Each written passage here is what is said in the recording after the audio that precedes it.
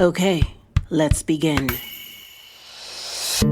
I am Lanice Antoine Shelley, and I'll be your host through constructive, healing-based conversations designed to illuminate the adoptee, parents, and the adoption curious. We center the topics around community, mentorship, leadership, and healing, so you get a multi-dimensional view that is ultimately empowering. These are the voices who could not speak when they were young.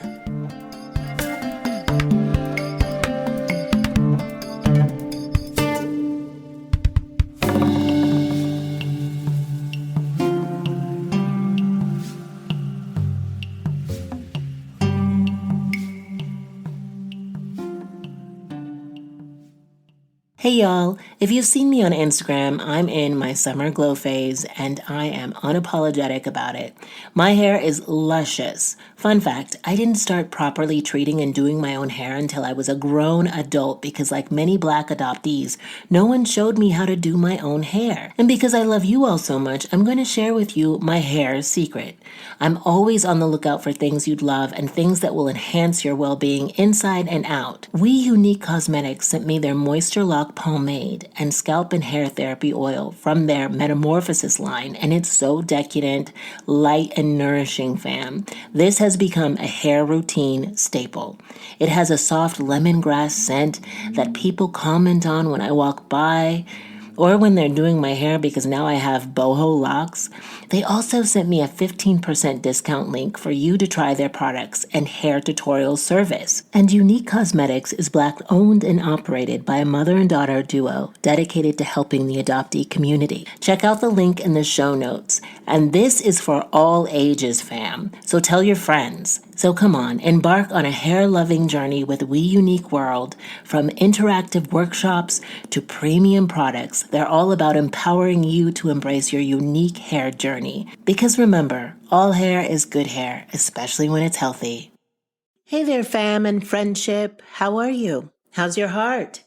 It's been a full spectrum of feelings this week. Today I woke up bright and early at 5:30 a.m. I told you a while ago that I've started to wake up early and very, very early at that. In the beginning, it was brutal. I don't drink coffee. I've actually started Four Sigmatic, which is a brew of mushrooms, and it helps me focus, and it's delicious. In the mornings, I like to meditate. And a lot of my meditations before I started Four Sigmatic, and this is not an ad, by the way, it's just what I do, but I would have my morning meditations become naps because I'd be nodding off. But now I can pop up without an alarm. I rarely use Four Sigmatic. I just feel refreshed. And there's a variety of things that I do to help that. Oftentimes I hear the chorus of birds outside that wake me up. Mating season has calmed down a bit, so it isn't as aggressive. I think most of them are the birds, that is, are satiated now and have found neat little homes. Okay, I digress. I wake up early to deepen my spiritual practice and ensure that I keep a forward momentum when it comes to my mental health. Studies show that waking up early improves productivity and focus, and they are not wrong. Especially when you're feeling melancholic or depressed, do not sleep in, my friends. Do not sleep in later than 8 a.m. You can treat yourself to a nap later on in the day, but I implore you, wake up early, start your day off with a win, and you will feel refreshed, even if you have nothing for that day. A lot of my days are open, actually. But if I wake up early and I set an intention of, okay, I'm going to meditate and chant and journal and then work out, like I have started the day with a triumph that no one can take away from me. Today's episode is a solo jam. I wanted to share what was on my heart with you all. I know we've talked about courage a lot on my podcast, and I wanted to break down why. Well, firstly, I got courage, my love, from a vintage store in Toronto that was literally called Courage, My Love. I was delighted. What store is named Courage, my love? It delighted me so much that it stuck with me. This contrast of the masculine nature of courage paired with the soft vulnerability of calling someone my love. I think this phrase is disarming, and as someone who wears 3 inches of gold-plated armor daily, I revel in anything that can ease that burden.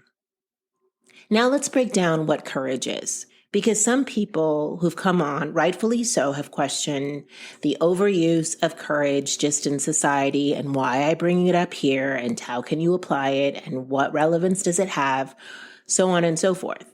And I just want to break down what I mean by it, why it resonates with me, and why do we keep on talking about it.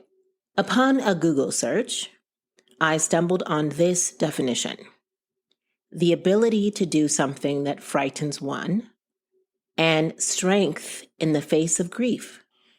Now, that was a simple Google search. Even with just those 2 definitions, the word becomes resonant, at least for me. Let's go deeper. Merriam-Webster, they say, mental or moral strength to venture, persevere, and withstand danger, fear, or difficulty. And here is Cambridge. They say, the ability to control your fear. I don't like this one. The ability to control your fear. I like that the least because fear is uncontrollable. If we were able to control it, we could just wish it away. It literally would not exist. So I think we have put the wrong word with control in this definition. I would rather they use alchemize, wield, transform, transmute, rather than control.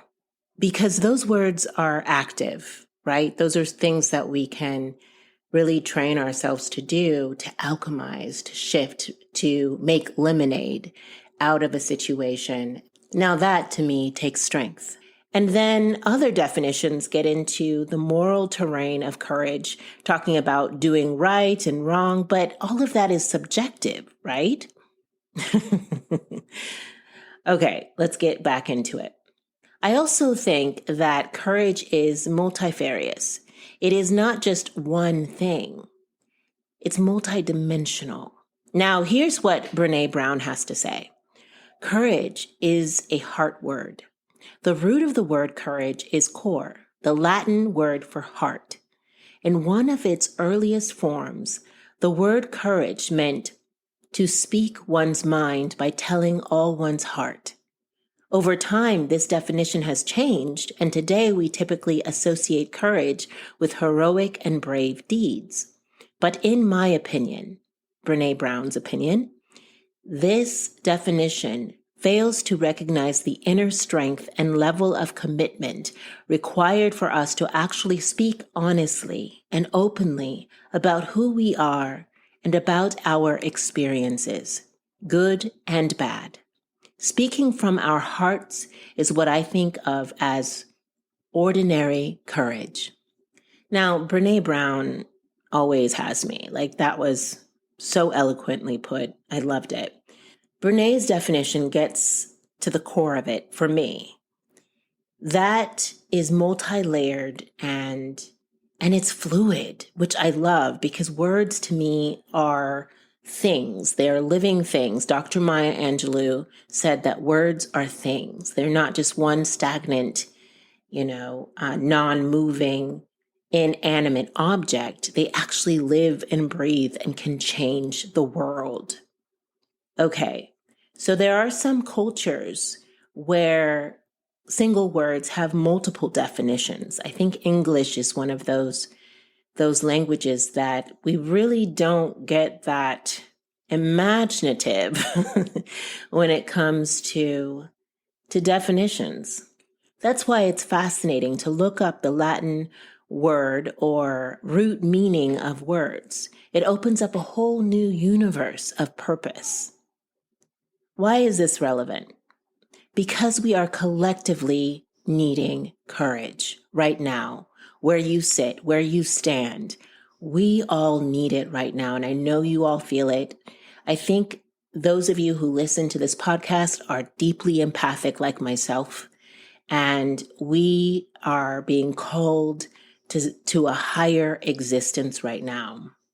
We need courage to give voice to our stories, craft our lives built in high worth and self-esteem, create boundaries with our loved ones, start that career, stop that relationship, ask the question, sit down and listen to the question, let go, begin anew, trust in the unfolding, trust yourself, trust again, guard your peace, create your peace, surrender, or confront the uncertainty that thickens the air around us.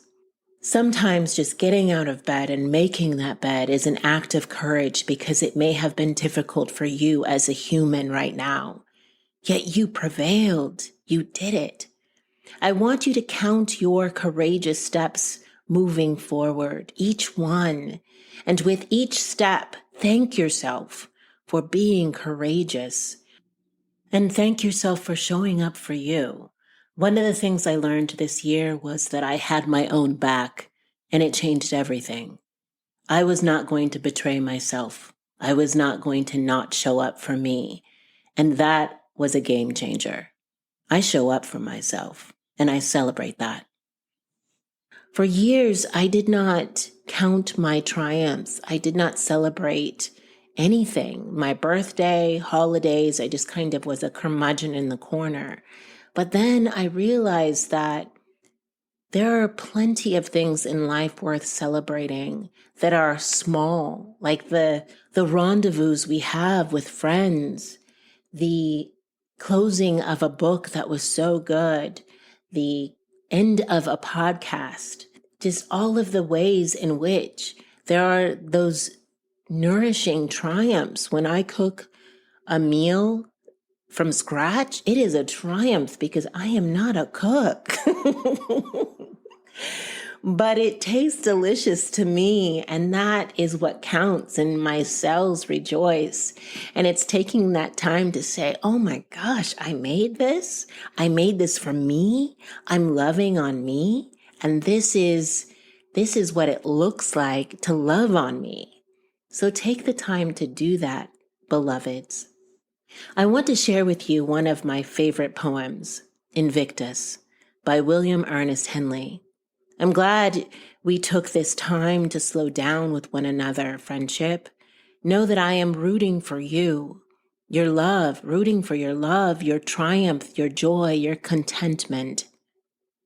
I believe in you. Do you know that? I do. Okay. We are going to close with Invictus by Ernest Henley.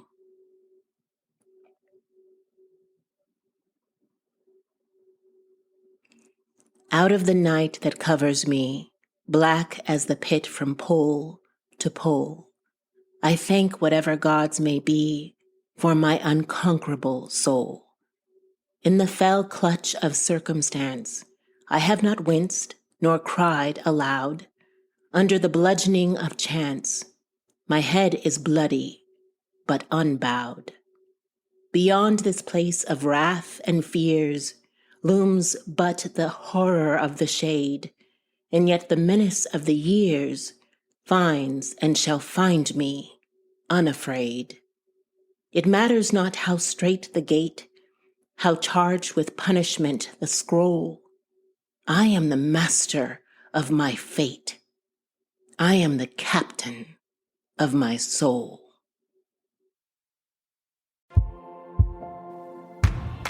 Another beautiful episode. Thank you so much for listening, and thank you to my guest today.